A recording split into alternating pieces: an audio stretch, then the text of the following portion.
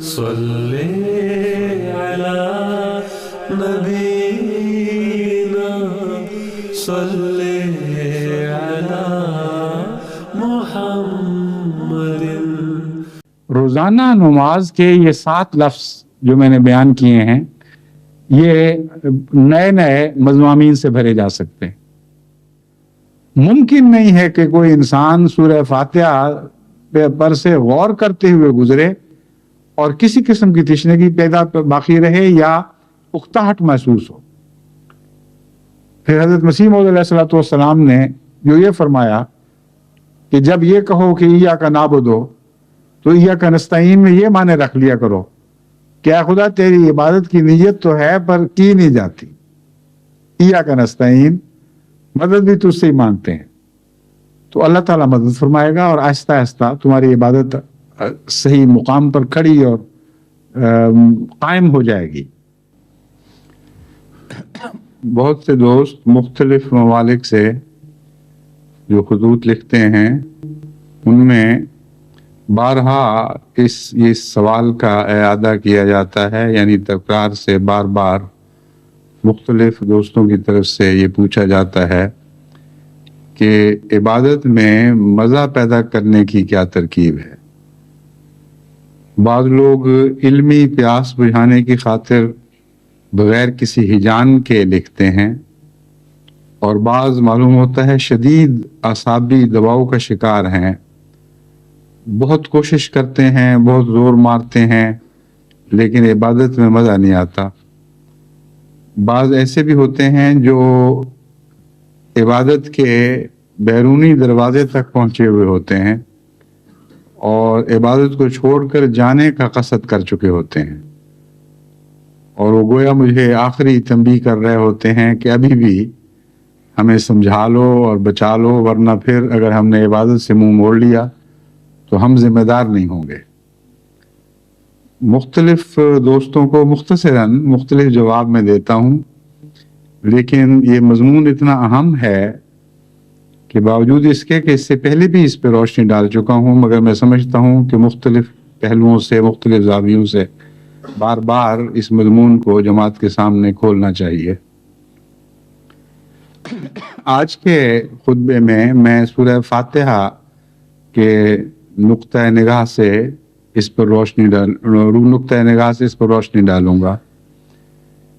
سورہ فاتحہ میں در حقیقت تمام سوالات کا حل ہے، اور کوئی بھی ایسی مشکل نہیں جسے یہ کشا نہ کر دے، اسی لیے اس کا نام فاتحہ رکھا گیا، یعنی چابی ہر چیز کو کھولنے والی۔ اگر آپ اس صورت پر غور کریں تو کوئی دنیا کا ایسا مسئلہ نہیں ہے جس کی کنجی اس میں آپ نہیں پائیں گے۔ مختصر تعارف اس کا یہ ہے کہ اسے ام الکتاب بھی کہا گیا ہے، یعنی قرآن کریم کی ماں ہے، اور بھی بہت سے اس کے نام ہیں۔ اس کی 7 آیات ہیں اور 7 ہی مضامین میں اس پر بحث کی گئی ہے، اور ہر انسان اپنی ہر نماز کی ہر رکعت میں اس کو ادا کرتا ہے۔ یہ وہ صورت جو ہر مسئلے کا حل اپنے اندر رکھتی ہے۔ خود اس کے متعلق بھی سوال اٹھتے ہیں اور اٹھائے جاتے ہیں کہ ایک ہی صورت ہم مسلسل پڑھتے چلے جائیں تو آپ خود ہی کہیں کہ کیا بوریت نہیں ہوگی؟ ایک ہی جیسے الفاظ عیسائی تو ہفتے میں ایک دفعہ یعنی اتوار کے دن جا کر کچھ سنتے یا کوئی باتیں دہراتے ہیں، لیکن مسلمان ہر روز ہر نماز میں جو 5 دفعہ پڑھی جاتی ہے اور اس کی ہر رکعت میں سورہ فاتحہ کا اعادہ ضرور کرتا ہے اور اس کو تکرار سے پڑھتا چلا جاتا ہے۔ ایک ہی کھانا اگر روز کھایا جائے تو انسان تنگ آ جاتا ہے۔ دیکھیے یہود اسی وجہ سے کتنی بڑی ٹھوکر کھا گئے تھے کہ کھلم کھلا خدا کی نعمت کے خلاف بغاوت کی کہ ہم ایک نعمت پر راضی نہیں رہ سکتے ہمیشہ کے لیے، ہمیں تو مختلف قسم کے کھانے دیے جائیں۔ کون انسان روزانہ ایک کھانا کھائے اس مصیبت سے؟ تو مذہب سے دور ہٹنا ہی بہتر ہے۔ جب تحریک جدید کا آغاز ہوا تو احمدیوں کے لیے بھی کچھ اسی قسم کا ابتلا آیا تھا۔ غربا تو ایک کھانے پر راضی ہوتے ہی ہیں، لیکن تحریک جدید نے جب ایک کھانا کہا تو امراء کو بھی اس کا پابند کر دیا۔ لیکن اس میں اور یہود کے ابتلا میں ایک بہت بڑا فرق تھا۔ یہود کا ابتلا یہ تھا کہ ایک کھانا اور روزانہ ایک ہی کھانا، قسم میں بھی تبدیلی نہیں ہوگی۔ لیکن تحریک جدید کے پروگرام میں تو روزانہ آپ صبح سے شام، شام سے صبح قسمیں تبدیل کر سکتے تھے۔ تو بہت بڑے ابتلا میں وہ ڈالے گئے تھے اور آخر ایک بڑا حصہ اس میں ناکام رہا۔ مگر بعید نہیں کہ اس میں بھی وہی مضمون ہو جو سورہ فاتحہ سے تعلق رکھتا ہے۔ یعنی ظاہری طور پر ایک کھانا بھی ان کو دیا ہوگا، لیکن معلوم ہوتا ہے کہ روحانی غذا کا ذکر زیادہ ہے۔ کوئی ایسی روحانی غذا ان پر لازم کی گئی جسے انہیں باقاعدہ ہمیشہ تکرار کے ساتھ دہراتے چلے جانا تھا اور جسے چمٹے رہنا تھا۔ بس ظاہری طور پر بھی ایک کھانا اور روحانی لحاظ سے بھی ایک کھانا، یہ تو دوہرے ابتلا میں مبتلا ہو گئے۔ قرآن کریم نے جب سورہ فاتحہ کو ام الکتاب قرار دیا اور بار بار دہرائی جانے والی آیات قرار دیا، تو یہی وہ مضمون ہے جس کے پیش نظر حضرت صلی اللہ علیہ وآلہ وسلم نے ہر نماز کی ہر رکعت میں اسے پڑھنا فرض قرار دے دیا اور بار بار دہرائی جانے لگی۔ یعنی نمازوں میں یہ سورہ آیت، یہ کتاب ام الکتاب یا سورہ فاتحہ بار بار دہرائی جانے لگی۔ اب میں آپ کو یہ بتاتا ہوں کہ یہ وہ ایک ایسی بار بار پڑھی جانے والی صورت ہے جس کے اندر اس کے متعلق اٹھائے جانے والے سارے سوالات کا جواب ہے۔ سورہ فاتحہ کی اس مناسبت کے ساتھ تفسیر کرنا، جس کا جو میں ذکر چلا رہا ہوں، بہت ہی زیادہ وقت چاہتا ہے، لیکن میں کوشش کرتا ہوں کہ مختصر وقت میں اس مضمون کا تعارف آپ سے کروا دوں تاکہ بعد میں آپ سوچتے رہیں اور اس سے استفادہ کریں۔ جو 7 مضامین اس میں بیان ہوئے ہیں ان میں سے 4 صفات باری تعالی ہیں اور ایک عبادت کا عہد ہے اور ایک استعانت ہے یعنی مدد مانگنا، اور ایک ہدایت کا ذکر ہے یعنی ہدایت طلب کرنا۔ یہ 7 باتیں اس میں بیان ہوئی ہیں۔ الحمدللہ رب العالمین الرحمن الرحیم مالک یوم الدین، یہاں جو لفظ الحمد ہے اس کا اس سارے مضمون سے تعلق ہے۔ بس صفات باری تعالی میں 4 ہیں، لیکن حمد ان میں سے ہر ایک کے ساتھ ایک دائمی، لازمی، ہمیشہ کا تعلق رکھتی ہے، اور بعد میں بھی جتنے مضامین بیان ہوئے ہیں ان سب کا حمد سے تعلق ہے۔ بس حمد ایک رنگ ہے سورہ فاتحہ کا، اسی لیے اسے الحمد بھی کہا جاتا ہے۔ جہاں تک حمد کا تعلق ہے، یہ چونکہ ہر مقام شکر پر ادا کی جاتی ہے، اس لیے جب بھی ہم نے خدا کا شکر ادا کرنا ہو تو الحمد کو شکر کے معنوں میں بھی ادا کرتے ہیں۔ یعنی جب بھی کہنا ہو اے خدا ہم تیرے بے حد ممنون ہیں، تو نے بہت احسان کیا، تیرا شکریہ، تو الحمدللہ منہ سے نکلتا ہے۔ گویا حمد اور شکر دونوں ہم معنی ہو گئے، اور کثرت استعمال نے یہ معنی حمد کو عطا کر دیے ہیں۔ تو سب سے پہلی بات جو سورہ فاتحہ ہمیں بتاتی ہے، جس کا سارے سورہ فاتحہ کے مضمون سے تعلق ہے، وہ حمد ہے۔ اگر حمد کا لفظ بغیر سوچے ادا کر دیا جائے تو باقی سارے مضامین خالی رہیں گے، کیونکہ حمد کا دروازہ وہ دروازہ ہے جس سے داخل ہو کر سورہ فاتحہ کے باقی مضامین سمجھ آتے ہیں اور ان میں رس بھرتا ہے۔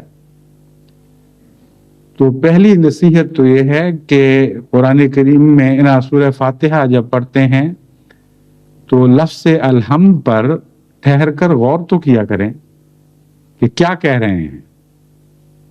سب تعریف، ہر قسم کی تعریف، مکمل تعریف خدا ہی کے لیے ہے۔ ایسا شخص جس کو نماز میں مزہ نہیں آتا، اس کے قبلے جدا ہوتے ہیں، اس کی لذت یابی کی راہیں الگ ہوتی ہیں۔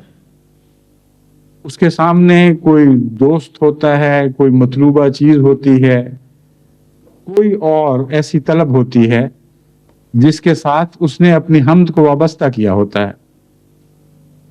بس لذت تو وہاں آتی ہے جہاں لذت کا قبلہ ہو۔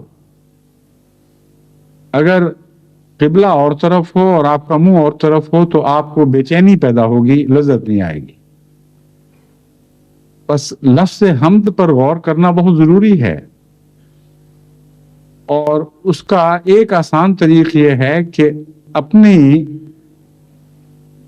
ذات کا تجزیہ کیا جائے، اور انصاف کے ساتھ اور تقویٰ کے ساتھ انسان پہلے یہ تو معلوم کرے کہ مجھے کون کون سی چیزیں اچھی لگتی ہیں، کون کون سی چیزیں ایسی ہیں جن سے مجھے پیار ہے۔ ان چیزوں کو اگر نماز کے ساتھ باندھ دیا جائے تو نماز بھی پیاری لگنے لگے گی۔ اس مضمون پر غور کرتے ہوئے حقیقت میں انسان کو بڑی وسیع نظر سے اپنی ساری زندگی اور اس کے مقاصد کا جائزہ لینا پڑے گا، اور وسیع نظر سے ہی نہیں بلکہ گہری نظر سے بھی۔ اور جب انسان اپنے حمد کے مقامات کا تعین کر لے کہ میرے نزدیک یہ چیز باعث حمد ہے، یہ چیز قابل حمد ہے، یہ چیز تعریف کے لائق ہے، تو اس وقت الحمدللہ کا ایک اور مضمون اس کے سامنے ابھرے گا۔ وہ جب غور کرے گا تو جو چیز بھی اس کو اچھی لگتی ہے، اس کو اچھا بنانے میں خدا کی تقدیر نے کام کیا ہے، اور خدا چاہے تو اسے اچھا رکھے گا، جب چاہے گا وہ اچھی نہیں رہے گی، اور اس کی اچھائی ذاتی نہیں اور دائمی نہیں۔ بعض دفعہ ایک چیز ایک خاص حالت میں اچھی لگتی ہے۔ اچھا نیا بنا ہوا گھر ہے، بہت ہی خوبصورت لگتا ہے، اس کے ساتھ انسان کی طبی حمد وابستہ ہو جاتی ہے، لیکن 50 60 70 سال کے بعد جب اس کی چولیں ڈھیلی ہو جائیں، جب وہ جراثیم سے بھر جائے، ہر طرف اس کا رنگ اجڑ جائے، اس کا نقشہ بدلنے لگے، چیزیں ٹوٹ ٹوٹ کر گرنے لگیں، تو اسی گھر سے وحشت ہوگی، حمد رفتہ رفتہ اس کو چھوڑ دے گی۔ ایک خوبصورت چیز سے محبت ہے، جب تک اس کی خوبصورتی قائم ہے اس وقت تک طبعاً اس کی طرف رغبت ہوگی، اور جب خوبصورتی مٹ جائے تو پھر یا تو انسان اس سے متنفر ہو کر دور بھاگنے لگتا ہے، یا اگر وہ صاحب وفا ہے تو ایک اور صفت اس کے کام آتی ہے، اور وفا اس کو اس کے ساتھ تعلق قائم رکھنے پر مجبور کرتی چلی جاتی ہے۔ لیکن وہ تبھی بے اختیار محبت جو حسن کے ساتھ وابستہ ہے وہ ویسی نہیں رہ سکتی۔ اسی لیے وفا اور جفا میں یہی فرق ہے۔ حسن اگر ہوگا تو نہ وفا کی ضرورت ہے نہ جفا کا سوال۔ جب حسن مٹ جائے یا پیچھے ہٹنے لگے تب یہ دو مضامین آگے بڑھتے ہیں، اور صاحب وفا کا تعلق اس چیز سے قائم رہتا ہے جو حسن چھوڑ بیٹھی ہے، اور صاحب جفا اس سے آنکھیں بدل لیتا ہے۔ تو امر واقعہ یہ ہے کہ الحمدللہ کی ایک تفصیل ان چیزوں پر غور کرنے سے بھی آپ کے سامنے ابھرے گی۔ جو چیز بھی آپ کو پیاری ہے اس پر آپ غور کر کے دیکھ لیں، اس کا حسن دائمی نہیں، اس کی لذت دائمی نہیں ہے، بلکہ اگر اس میں لذت موجود بھی ہو تو سیری کے بعد وہ آپ کے لیے آپ کی نظر میں اس کی اہمیت ختم ہو جاتی ہے۔ جو چاہیں آپ مزیدار کھانا کھائیں، آپ کو میسر ہو، کثرت کے ساتھ آپ کے عین خواہشات کے مطابق تیار ہوا ہو، جب پیٹ بھر جائے گا تو اس کی حمد ختم ہو جائے گی۔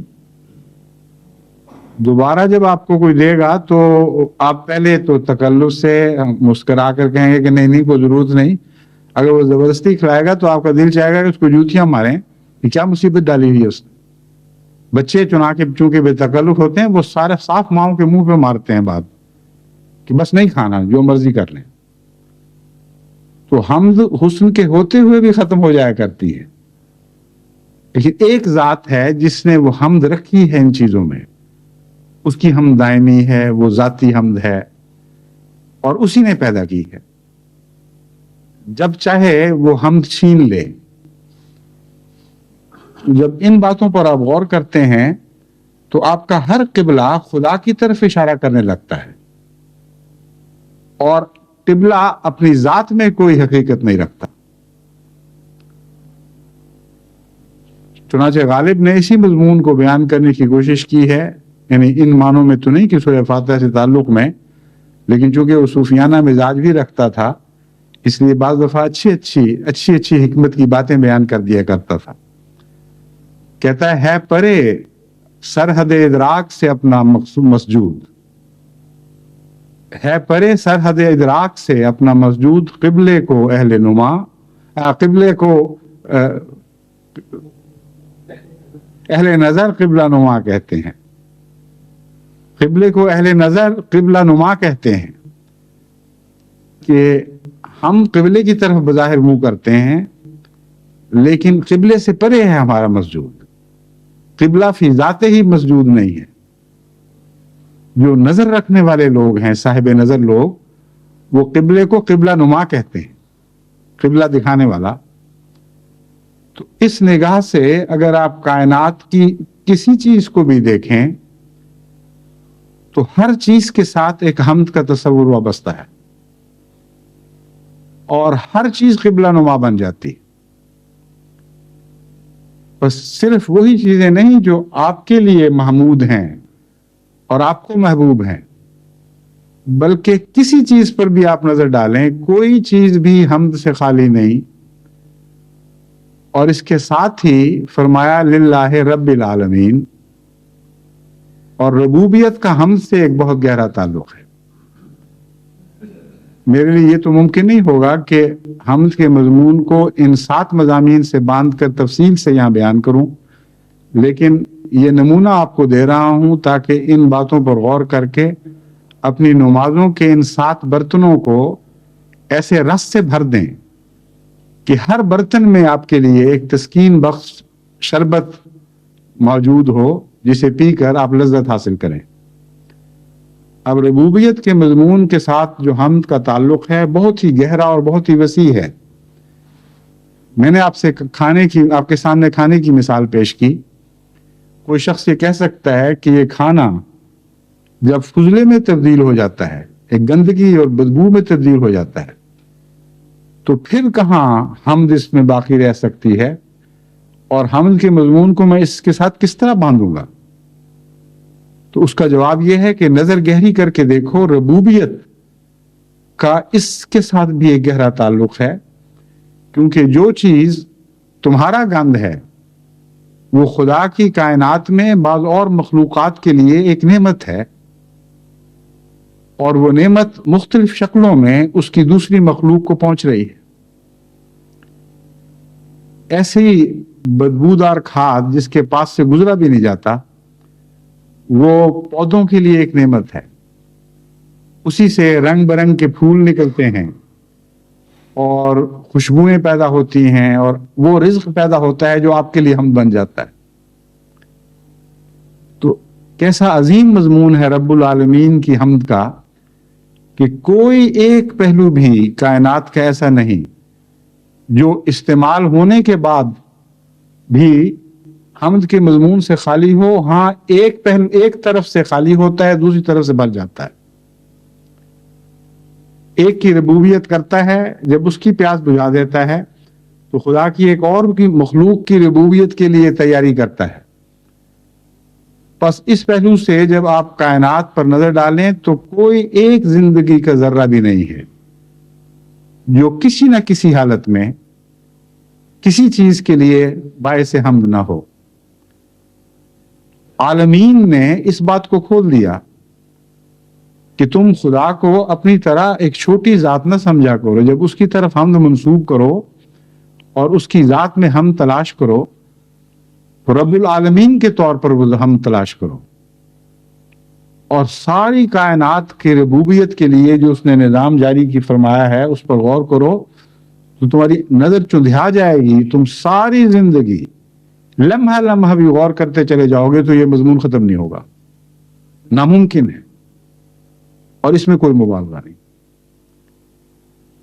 یہ اس کائنات میں جتنے بھی ذرات موجود ہیں، کائنات کا ذکر نہیں، زمین میں اور زمین کی فضا میں جو اس زمین کا حصہ ہی ہے، جتنی بھی مختلف قسم کی کیمیا موجود ہیں، مختلف قسم کے ذرات موجود ہیں، یہ تمام کے تمام مختلف شکلوں میں ڈھلتے چلے جاتے ہیں اور ایک پہلو سے استعمال ہوتے ہیں تو پھر ایک دوسرے پہلو کے لیے تیار ہو کر نکل جاتے ہیں، اور کوئی ویسٹ نہیں، ضیاع کا کوئی تصور نہیں. ناممکن ہے کہ ہم اس میں اس خدا کی زمین اور اس کے جو میں سے ایک ذرہ بھی ضائع کر سکیں، کیونکہ وہ دوبارہ ری سائیکل ہوتا ہے. اور یہ توازن اتنا عظیم الشان ہے کہ اتنی بڑی زمین، اتنی بڑی اس کی جو اور ان گنت ذروں پر مشتمل، لیکن ایک ذرہ بھی بلا مبالغہ اس میں سے ضائع نہیں ہو رہا. جس طرح چاہیں آپ اس کو استعمال کر کے اس کا حسن چاٹ جائیں، اس کو ختم کر دیں، وہ جو بھی نئی شکل اختیار کرے گا کسی اور پہلو سے وہ جلوہ دکھانے لگے گا، کسی اور کے لیے حسین بن کے ابھرے گا. ایک کا زہر ہے تو دوسرے کے تریاق بن جائے گا، ایک کی تریاق ہے تو وہ کچھ دیر کے بعد اس کے لیے زہر بنتی ہے اور ایک اور کے لیے تریاق بن جاتی ہے. تو الحمدللہ رب العالمین پڑھتے وقت اگر انسان ٹھہر کے سوچے اور خدا تعالیٰ کی ذات کی وسعت اور عظمت کا تصور کرے اور جس طرف نظر ڈالے وہاں حمد ہی کا مضمون دکھائی دے، تو کیا یہ ممکن ہے کہ ایک انسان ساری عمر سورہ فاتحہ پڑھتے وقت صرف الحمدللہ رب العالمین کا حق ادا کر سکے؟ بالکل ناممکن ہے. بس کون کہتا ہے کہ یہ بار بار دہرائی جانے والی الکتاب انسان کے لیے بوریت اور اکتاہٹ کا مضمون پیدا کرتی ہے، اکتاہٹ کے مواقع پیدا کرتی ہے؟ ہرگز نہیں. ہر انسان کی اکتاہٹ اس کے اندر سے پیدا ہوتی ہے. اگر اسے محبت کا سلیقہ نہیں تو ہر چیز سے وہ اکتا جائے گا. اچھی سے اچھی چیز بھی اس کو بھلی معلوم نہیں ہوگی. بس اگر اکتاہٹ سے پناہ مانگنی ہے تو اپنے اندر محبت کا سلیقہ پیدا کریں. بعض لوگ آپ دیکھتے ہیں کہ وہ کسی بات سے بھی خوش نہیں ہوتے، ان کے ماتھے پہ تیوری چڑھی ہوئی، جو چیز مرضی دیں کہ نہیں جی فضول بکواس، ہر چیز پہ تنقید کرتے، ہر چیز ان کو بری لگتی. قنوتی جیسے جہاں جاتے ہیں لوگوں کو مصیبت پڑ جاتی ہے. اس لیے نہیں کہ ان کے سامنے خدا کی کائنات ہم سے خالی ہوتی ہے، اس لیے نہیں کہ دنیا میں اچھے لوگوں کا فقدان ہوتا ہے، یہ خوبیاں ہی دنیا سے غائب ہو چکی ہوتی ہیں. بس ان کے اندر ایک یبوست پائی جاتی ہے، ایک ایسی خشکی ہوتی ہے جو ان کو محبت سے عاری کر دیتی ہے. بس اگر محبت کی نظر پیدا کریں یعنی حسن دیکھنے اور اس سے استفادے کی نظر پیدا کریں تو خدا تعالیٰ کی حمد آپ کو ساری کائنات میں عظیم تر وسعتوں کے ساتھ اس طرح بکھری ہوئی اور پھیلی ہوئی دکھائی دیتی ہے کہ ایک ذرے کے دل میں بھی آپ اتر جائیں تو اس میں بھی ایک حمد کا نیا جہان آپ کو دکھائی دینے لگے گا. پھر رحمان اور رحیم، خدا رحمان بھی ہے اور رحیم بھی ہے اور مالک یوم الدین بھی ہے. ان صفات باری تعالیٰ کے ساتھ آپ حمد کو باندھیں تو پھر آپ دیکھیں کہ کتنے کتنے نئے حسین نقشے کائنات کے آپ کے سامنے ابھرتے ہیں اور ہر نقشے کے ساتھ خدا کی ہستی کا تصور وابستہ ہوتا ہے. ہر حسین چیز کو خدا تعالیٰ حسن عطا کر رہا ہوتا ہے تو وہ نماز لذت سے کیسے خالی ہو جاتی ہے جس نماز میں سورہ فاتحہ پڑھی جاتی ہو اور بے پناہ حسن کے جہان وہ ایک نظر کے سامنے کھولتی چلی جاتی ہے، یہاں تک کہ آپ وقت نہ ہونے کی وجہ سے یا غور کی زیادہ قوت نہ پانے کی وجہ سے، استطاعت نہ رکھنے کی وجہ سے آگے گزر جائیں تو آپ کی مرضی ہے، ورنہ سورہ فاتحہ کے ہر لفظ پر ٹھہر جائیں تو ساری زندگی اس ایک لفظ میں گزر سکتی ہے اور بغیر اکتاہٹ کے گزر سکتی ہے. ایک عجیب مضمون ہے اس ہر لفظ میں جو آگے ایک پورا جہان بناتا چلا جاتا ہے. پھر ایاک نعبد و ایاک نستعین کا مضمون ہے. عبادت کا حمد سے بہت گہرا تعلق ہے. اگر حمد نہیں ہوگی تو عبادت بھی نہیں ہوگی. اور یہ دعویٰ کہ ایاک نعبد و، صرف تیری عبادت کرتے ہیں، ایک بہت بڑا دعویٰ ہے جو حمد کے مضمون سے گزرے بغیر بالکل جھوٹا بن جاتا ہے. جب تک یہ اقرار انسان نہ کرے اور پورے صدق دل سے اس اقرار کو سمجھ کر اس کا قائل نہ ہو کہ تمام حمد خدا کے لیے ہے، اس وقت تک تمام عبادت خدا کے لیے ہو ہی نہیں سکتی. اگر حمد کا کوئی پہلو کسی اور کے لیے ہے تو عبادت کا ہر پہلو خدا کے لیے نہیں ہو سکتا. یہ ایک ایسی حسابی بات ہے جس کے اندر کوئی تبدیلی ممکن ہی نہیں ہے. یہ ایکویشن ہے ایک میتھمیٹکس کی، اور ایسی قطعی ہے کہ دنیا کی کوئی طاقت اس ایکویشن کو بدل نہیں سکتی. حضرت اقدس محمد مصطفیٰ صلی اللہ علیہ وآلہ وسلم کو جو اتنا عظیم مقام عطا ہوا کہ کائنات کی ہر چیز تو درکنار ہر نبی سے آگے بڑھ گئے، تو اس کا آخری نقطہ یہ ہے اس مسئلے کو سمجھنے کا کہ آپ کی ساری حمد بلا استثناء خدا کے لیے ہو گئی تھی.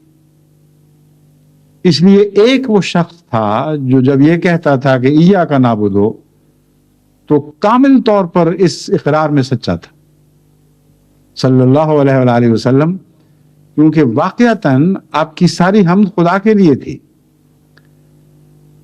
ایاک نستعین کا ایاک نعبد کے ساتھ ایک گہرا تعلق ہے. ہم جب خدا سے مدد مانگتے ہیں تو اس سے پہلے یہ اقرار کر رہے ہوتے ہیں کہ اے خدا، ہم تیری عبادت کرتے ہیں اور صرف تیری عبادت کرتے ہیں. نیت یہی ہوگی ہر شخص کی، اس سے تو کوئی انکار نہیں ہو سکتا، یعنی انکار کرنے کا کسی کو حق نہیں. لیکن یہ قطعی طور پر کہا جا سکتا ہے کہ کلیتاً اس مضمون کا حق حضرت اقدس محمد مصطفیٰ صلی اللہ علیہ وآلہ وسلم نے ادا فرمایا، اور پھر وہی ادا کر سکتا ہے جو آپ کا کامل غلام ہو. اب جب یہ بات ثابت ہو گئی کہ خدا کے سوا کسی اور کی عبادت نہیں کرتا، یعنی دعا کرنے والا قطعی طور پر خدائی کی عبادت کرتا ہے اور کسی اور کی عبادت نہیں کرتا، تو اس کا لازمی نتیجہ یہ ہے کہ مدد اسی سے مانگے گا. اور کوئی رہا ہی نہیں مدد کے لیے، کیونکہ جب معبود اٹھ گئے تو معبود تو ہوتے ہی وہ ہیں جن کے سامنے انسان اپنی ساری ہستی جھکا دیتا ہے اور اس سے بڑا اور کسی کو نہیں دیکھتا۔ اس کے بعد کون سا دروازہ رہ جاتا ہے جس کو کھٹکھٹانے کے لیے وہ اپنی ضروریات کی خاطر جائے گا؟ بس ایاک نستعین کا مضمون ایاک نعبدو سے از خود پیدا ہوتا ہے، اور اتنا ہی پیدا ہوتا ہے جتنا کہ ایاک نعبدو کے اندر سچائی پائی جاتی ہے، اس سے زیادہ نہیں۔ بس اگر کسی کی عبادتیں حمد سے خالی ہوں اور حمد غیروں کے لیے ہو، خواہ اس کی بظاہر عبادت کرے یا نہ کرے، تو اس کی حمد سکڑ کر چھوٹی سی رہ جاتی ہے۔ کہتا تو یہی ہے کہ اے خدا میں صرف تیری عبادت کرتا ہوں، مگر مراد یہ ہوتی ہے جو موحد ہو اس کی مراد یہ ہوتی ہے کہ اے خدا میری نیت یہی ہے کہ میں تیرے سوا کسی کی عبادت نہ کروں۔ لیکن چونکہ اس کی حمد دنیا میں ہر طرف بکھری ہوئی ہے اور خود قبلہ بن چکے ہیں لوگ، بجائے اس کے کوئی قبلہ نما ہوں، اس پہلو سے اس کی عبادت جتنا حمد سے خالی ہوتی ہے اتنا ہی سکڑ کر اس طرح بن جاتی ہے جیسے کوئی فالج زدہ جسم ہو، ہاتھ سکڑ کر پہلو کے ساتھ لڑک جاتا ہے بغیر طاقت کے، ہاتھ تو رہتا ہے۔ اسی طرح عبادت کی ظاہری شکل تو رہے گی، لیکن چونکہ حمد سے خالی ہوگی اس لیے وہ جان سے خالی ہوگی، وہ زندگی سے خالی ہوگی، وہ روح سے خالی ہوگی، وہ طاقت سے خالی ہوگی، وہ اثر سے خالی ہوگی۔ اور اسی نسبت سے ایاک نستعین میں کمزوری آ جائے گی۔ خدا کی تقدیر اندھی تو نہیں ہے، خدا کی تقدیر تو اتنی صاحب بصیرت ہے کہ ان باریک چیزوں کو، باریک ترین چیزوں کو بھی دیکھتی ہے جن پر انسان کی نظر پڑ ہی نہیں سکتی۔ اللہ کی تقدیر از خود جواب بنتی ہے ایاک نستعین کا، لیکن یہ دیکھ کر کہ ایاک نستعین میں کتنی استطاعت ہے، مانگنے کی استطاعت دیکھی جاتی ہے، ظرف کے مطابق دیا جاتا ہے۔ بس ایسا شخص جس کی عبادت چھوٹی سی رہ گئی ہو، اس کی استعانت کا جواب بھی اتنا ہی ملے گا۔ اور یہ اس میں کوئی ظلم نہیں، یہ ایک طبی منطقی نتیجہ ہے اس بات کا۔ آپ جب خدا سے عرض کرتے ہیں کہ ہم صرف تجھ سے مدد مانگتے ہیں، تو جواب یہ مل سکتا ہے کہ تو فلاں کا بھی دروازہ کھٹکھٹاتا ہے، فلاں کا بھی کھٹکھٹاتا ہے، تیرے نزدیک فلاں شخص اتنی عظمت رکھتا ہے کہ جب سچ اور جھوٹ کا سوال ہو تو اس کی عظمت کے سامنے تو سچ کو قربان کرتے ہوئے بھی جھک جاتا ہے۔ فلاں چیز کی اتنی طاقت ہے تیرے ذہن میں کہ اس سے مدد مانگنے کی خاطر تو ہر اس فعل پر آمادہ ہو جاتا ہے جس کو خدا نے منع کیا ہوا ہے۔ غرضی کے ایک بہت ہی تفصیلی مضمون ہے، اور روزمرہ کی زندگی میں جب ہم اس کو اپنی ذات پر اور اپنے گرد و پیش پر چسپاں کرتے ہیں تو آدمی اگر صاحب ہوش ہو تو اس کے ہوش اڑ جائیں۔ ساری عمر کی عبادتوں میں اگر وہ مغز ڈھونڈنے لگے تو اتنا تھوڑا ملے گا، جیسے جلے ہوئے گھر سے راکھ ٹول کر انسان اپنی کوئی چھوٹی سی چیز تلاش کر رہا ہو۔ بس جو عبادتیں خالی ہوں گی وہ مانگیں گی کیا؟ کیونکہ ہر مانگنے کے جواب میں، ہر سوال کے جواب میں خدا کی تقدیر اسے کہہ رہی ہوگی کہ نہ تم ایسی باتیں نہ کرو، تکلف نہ کرو، تم دوسروں کی عبادت کیا کرتے تھے، ظاہری طور پر نہ صحیح، لیکن فی الحقیقت جب مدد مانگنے کا وقت آتا تھا تو کسی اور کو طاقتور سمجھتے تھے، اس کا دروازہ کھٹکھٹایا کرتے تھے۔ اس لیے بے تکلفی سے صاف حق کا اقرار کر لو۔ بات یہ ہے کہ تم میرے دروازے کھٹکھٹانے کے تکلف کرنے کے اہل نہیں ہو۔ جس کی ہم تمہارے دل میں ہے، جس کی حقیقی عبادت کرتے ہو، اسی سے مانگو اگر وہ تمہیں کچھ دے سکتا ہے. بس یہ جو فرق ہے کہ بعض دعائیں قبول ہوتی ہیں اور بعض نہیں، آنسو فرق نہیں پیدا کیا کرتے. بعض لوگ مجھے لکھتے ہیں کہ ہمیں کس طرح عبادت میں مزہ آئے، ہم تو روتے روتے سجدہ گاہوں کو ترک کر دیتے ہیں مگر ہماری مطلوبہ چیز نہیں مل رہی. ان کو یہ سمجھ نہیں آتی کہ جس چیز کو خدا بنا بیٹھے ہوں پھر اس سے اسی کا وجود مانگیں، کیونکہ جب وہ اتنی زیادہ پیاری لگنے لگ گئی ہو کہ وہی قبلہ بن چکی ہو اور خدا کی طرف حمد صرف لفظوں سے منسوب کی جا رہی ہو اور فی الحقیقت دوسری دنیا کی چیزوں، خدا کی کائنات میں مختلف چیزوں نے انسان کو، جو مختلف چیزیں انسان کی نظر میں محمود بن گئی ہوں، قابل حمد بن گئی ہوں، تو جب وہ خدا کے حضور روتا ہے تو حمد کی وجہ سے نہیں روتا، اس وجہ سے روتا ہے کہ اس کی طلب نہیں پوری ہو رہی. بیمار جب چیخیں مارتا ہے تو کسی تکلیف کی وجہ سے چیخیں مارتا ہے، ضروری تو نہیں کہ اس کی چیخوں سے اس کا علاج ہو جائے. علاج تو علاج کے علم کے ساتھ ہوتا ہے. بس عبادات میں بھی ایک سائنس ہے، دعاؤں کی بھی ایک سائنس ہے. جو دعائیں مستجاب ہونے کا حق رکھتی ہیں وہی مستجاب ہوتی ہیں. بعض دفعہ وہ آنسوؤں سے خالی بھی ہوں، ابھی دعا نہ بھی بنی ہو تب بھی وہ مقبول ہو جایا کرتی. اور اس کا راز اسی میں ہے کہ سورہ فاتحہ کو آپ سمجھیں اور حمد کے مضمون کو خدا تعالیٰ کی 4 صفات پر اطلاق کرتے چلے جائیں. پھر جب ایاک نعبدو کہیں تو اپنے نفس کا جائزہ لیں اور غور کریں کہ کہاں کہاں آپ کی عبادت واقعتاً حمد سے لبریز ہے اور کہاں کہاں خالی ہے. اپنی روزمرہ کی زندگی کے حالات پر نظر ڈالیں تو ایاک نعبدو کا مضمون ہی ایک ایسا مضمون ہے جو آپ کے قدم روک لے گا اور آپ کبھی بھی اس مضمون سے نئے نکات حاصل کیے بغیر آگے نہیں بڑھ سکتے. ایک سورہ فاتحہ کا مضمون بھی ایسا نہیں جسے انسان ساری زندگی کے غور و خوض کے بعد ختم کر سکے.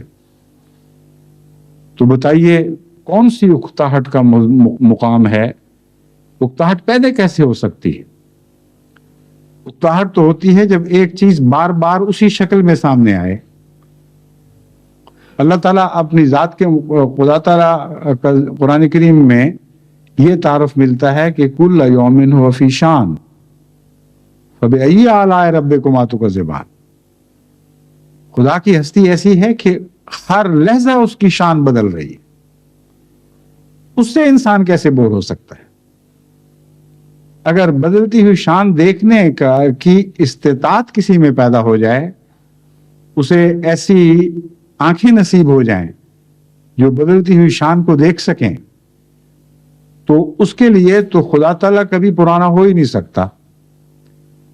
اور سورہ فاتحہ کے شیشوں سے آپ خدا کی بدلتی ہوئی شان دیکھ سکتے ہیں. یہ وہ آلہ ہے سورہ فاتحہ، جیسے دوربین یا خوردبین یا اسی قسم کے آلے یا کیمرے استعمال کیے جاتے ہیں بعض چیزوں کو خاص نہج سے، قریب سے یا دور سے دیکھنے کے لیے. اسی طرح سورہ فاتحہ کو بھی ایک صاحب بصیرت انسان خدا تعالیٰ کی صفات دیکھنے اور اس کی نئی نئی شانیں دیکھنے میں استعمال کر سکتا ہے.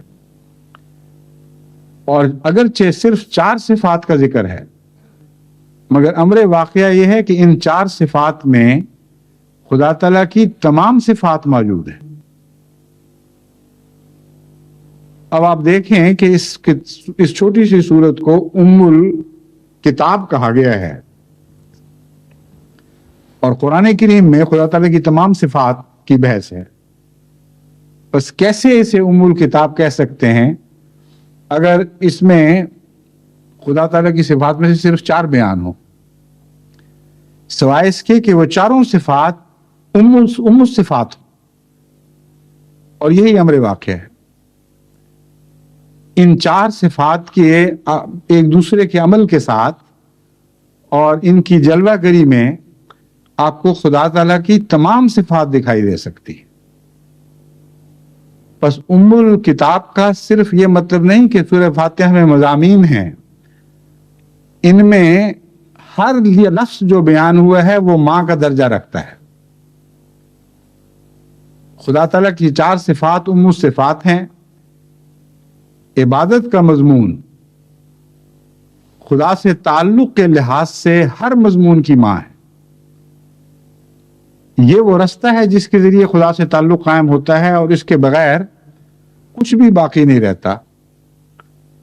تو زندگی کے کسی دائرے میں بھی خدا سے تعلق ہو، خواہ بظاہر آپ نماز پڑھ رہے ہوں یا نہ پڑھ رہے ہوں، وہ حقیقت میں عبادت ہی ہے جس کے ذریعے تعلق قائم ہو سکتا ہے۔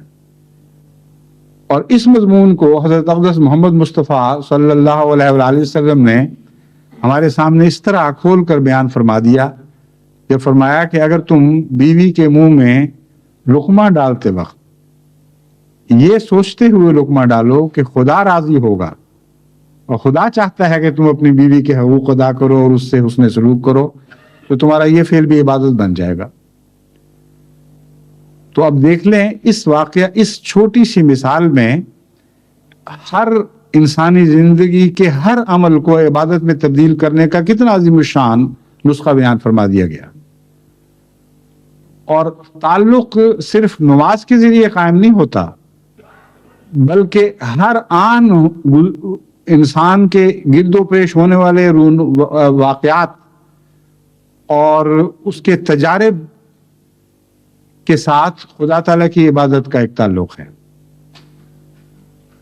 انسان اپنے گرد و پیش میں ہونے والے واقعات سے متاثر ہو کر جو بھی رد عمل دکھاتا ہے، وہ رد عمل عبادت کا رنگ بھی اختیار کر سکتا ہے اور عبادت سے دور بھی ہٹ سکتا ہے۔ پس ایاک نعبدو میں تعلق باللہ کی ماں بیان ہو گئی ہے، یعنی اس ایک لفظ کے اندر، اس ایک عہد میں کہ اے خدا تیرے سوا ہم کسی کی عبادت نہیں کریں گے، تیری کریں گے اور صرف تیری کریں گے، تیری ہی عبادت کرتے ہیں، کسی اور کی عبادت نہیں کرتے، انکار کرتے ہیں غیر کی عبادت کا۔ اس اقرار میں ہر تعلق باللہ کی جان ہے، اور اس کو آپ جتنا وسیع کرتے چلے جائیں گے اتنا ہی زیادہ آپ اس کے مطالب سے استفادہ کرتے چلے جائیں گے۔ ایاک نستعین میں بھی بظاہر آپ غیروں سے سوال بھی کرتے ہیں، بچہ ماں سے سوال کرتا ہے، باپ سے چیز مانگ لیتا ہے، دوست سے چیز مانگ لیتا ہے۔ اس میں اور ایاک نستعین میں فرق کیا ہے؟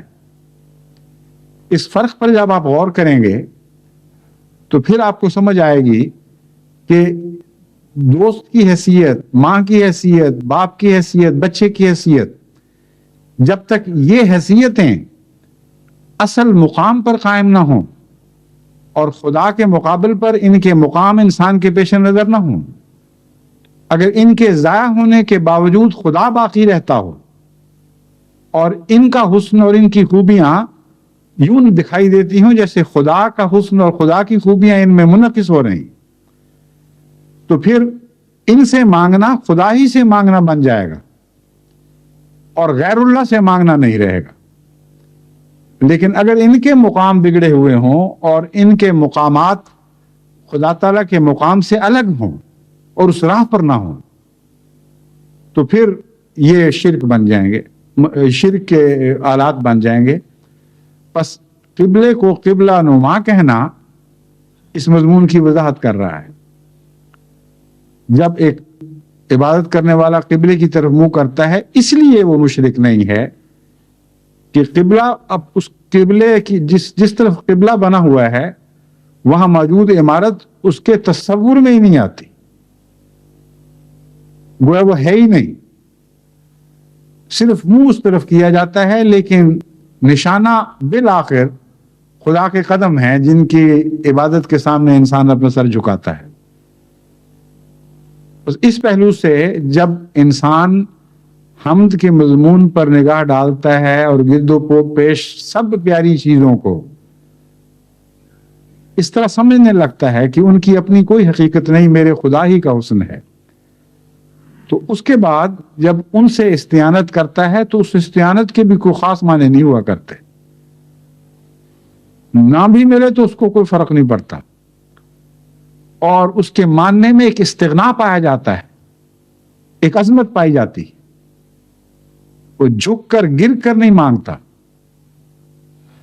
وہ جانتا ہے کہ خدا نے اس کو دیا ہے، اگر یہ نہیں دے گا اور خدا نے مجھے دینا ہوگا تو 1000 راستے اس کے دینے کے ہیں، انگنت راہیں ہیں جن سے وہ مجھے عطا کر سکتا ہے۔ تو عرفان جتنا جتنا بڑھتا چلا جاتا ہے اتنا اتنا نماز میں لذت پیدا ہوتی چلی جاتی ہے، اور عرفان بڑھانے کے لیے بہت غیر معمولی علم کی ضرورت نہیں ہے۔ ہر انسان کا اپنا علم عرفان پیدا کرنے کی صلاحیت رکھتا ہے۔ اب کائنات پر غور کرنے کے لیے ایک سائنسدان کا غور بہت وسیع ہوگا، اگر اسے خدا تعالیٰ عرفان کی آنکھیں ہی نہ دے تو بڑے سے بڑے علم کے باوجود اس کو حمد کا مضمون سمجھ نہیں آئے گا۔ لیکن ایک معمولی انسان، ایک چرواہا، ایک گڈریا، ایک زمیندار، کاشتکار یا ایک مزدور اگر بصیرت کی نظر رکھتا ہو تو وہ اپنے روزمرہ کے کاموں میں بھی خدا کی حمد دیکھ سکتا ہے اور حمد کے ترانے گا سکتا ہے۔ بس علم سے حمد بڑھتی ہے ضرور، اس میں کوئی شک نہیں، لیکن علم کے بغیر بھی عرفان نصیب ہو سکتا ہے اگر انسان خدا تعالیٰ کی جستجو کرے اور اس کے حسن کی تلاش کرے۔ تو کوئی ایک جگہ، ایک مقام بھی ایسا نہیں جہاں سے جستجو کرنے والا خدا تعالیٰ کا حسن نہ دیکھ سکے، اور وہی حسن ہے جو دراصل حمد میں تبدیل ہوتا ہے، جس کے بعد انسان بے اختیار کہتا ہے الحمدللہ رب العالمین۔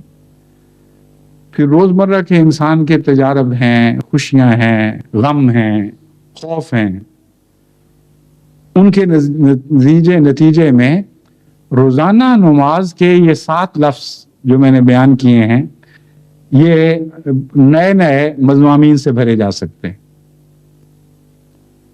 ایک شخص کا ایک بچہ فوت ہو جاتا ہے، اس کو اور کوئی صدمہ پہنچتا ہے۔ بعض لوگ کہتے ہیں اب ہم الحمد کس طرح سچے دل سے کریں۔ یہ کہنے والے صرف اس لیے یہ کہتے ہیں کہ ان کے دماغ میں حمد اور شکر ایک ہی مضمون کے 2 نام بن چکے ہوتے ہیں، اور اکثر لوگ حمد صرف شکر کے معنوں میں کہتے ہیں، ان کو پتہ ہی نہیں ہوتا کہ حمد ہے کیا۔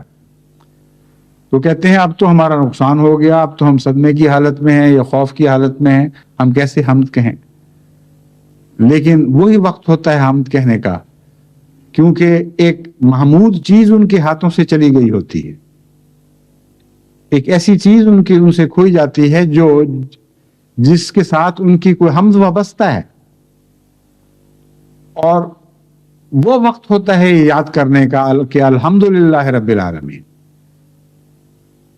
حمد تو خدا کی ہے، اصل میں خدا نے یہ حمد اس کو بخشی تھی تھوڑی سی عارضی طور پر، تو وہ قابل ستائش تھا، لیکن جس نے حمد عطا کی تھی وہ میرا ہے، اور وہ ہمیشہ میرے ساتھ رہنے والا ہے، وہ کبھی مجھے چھوڑنے والا نہیں۔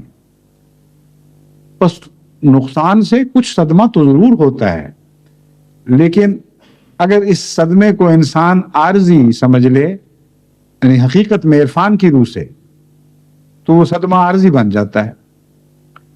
اور اگر اس کی حمد ہمیشہ کے لیے اس سے وابستہ ہو چکی ہو اور خدا کے علاوہ ایک باطل بت کے طور پر ایک شخص سے پیار کرنے لگے، تو اس کا نقصان بھی ہمیشہ رہے گا، کیونکہ اور اس سے پتہ چلے گا کہ اس نے خدا کے علاوہ کسی اور شخص سے دائمی حمد منسوب کر دی تھی۔ بس دیکھیں ایسے صدمے کے بعد اس کی پہلی نماز کی پہلی رکعت بے اختیار اس کی توجہ اس طرف مبذول کرا دیتی ہے کہ الحمدللہ رب العالمین، روز تمہیں سبق دیا گیا، روز تم نے غور سے پڑھا، جانتے ہو اچھا بھلا کہ خدا کے سوا کوئی حمد نہیں ہے۔ تو اگر یہ چیز ضائع ہوئی تو خدا ہی نے تو حمد عطا کی تھی، اس لیے اگر کوئی حمد عطا کرنے والا اپنی چیز واپس لیتا ہے تو واپس دیتے وقت بھی تو شکریہ ادا کیا جاتا ہے، شکوے کا وقت تو نہیں ہوا کرتا۔ آپ نے استعمال کے لیے کسی کو کوئی چیز دی ہو اور جب آپ واپس لیں تو وہ آگے سے گالیاں دینے لگ جائے کہ ابھی تم نے مجھے چیز دی تھی اب واپس لے کے جا رہے ہو، تو کیا آپ کا اس کے متعلق تاثر ہوگا؟ لیکن اگر وہ شریف و نفس ہے تو واپس دیتے وقت بھی شکریہ ادا کرے گا. لیکن یہ شکریہ تبھی ادا ہو سکتا ہے اگر مالک یوم الدین پر نظر ہو. جس کو انسان مالک کل سمجھتا ہے اسی کا شکریہ ادا کیا کرتا ہے، اور اس کے واپس لینے پر کوئی ناراضگی پیدا نہیں ہو سکتی. جتنی دیر اس نے موقع دیا غنیمت ہے، اس کا احسان ہے. تو مالک یوم الدین نے اس حمد کا خدا تعالیٰ کی صفات کے ساتھ تعلق خوب کھول کر بیان کر دیا اور یہ مطلع کر دیا کہ اگر خدا کو مالک یوم الدین سمجھو گے تو اس کے ساتھ وابستہ ہر حمد ہمیشہ حمد ہی کی حالت میں دکھائی دے گی. اگر اس کو مالک یوم الدین نہیں سمجھو گے تو بعض موقعوں پر تو حمد کے اہل نہیں رہو گے. جب کسی پہلو سے تمہیں ابتلا پیش آئے گا، کوئی چیز تم سے واپس لی جائے گی، تم آپ جو مالک بن بیٹھے ہوگے، ہمیشہ کے لیے اپنا بنا چکے ہوگے، ہمیشہ کے لیے اس کے ہو چکے ہوگے، تو مالک یوم الدین کہاں رہا پھر؟ خدا تو اس کی ملکیت سے پھر الگ ہو گیا. بس سورہ فاتحہ میں انسانی سوچوں کے جتنے بھی پہلو ہیں ان تمام پہلوؤں کی سیرابی کی گئی ہے. انسان کی ہر تشنگی کو دور فرمایا گیا ہے. ممکن نہیں ہے کہ کوئی انسان سورہ فاتحہ پر سے غور کرتے ہوئے گزرے اور کسی قسم کی تشنگی پیدا باقی رہے یا اکتاہٹ محسوس ہو.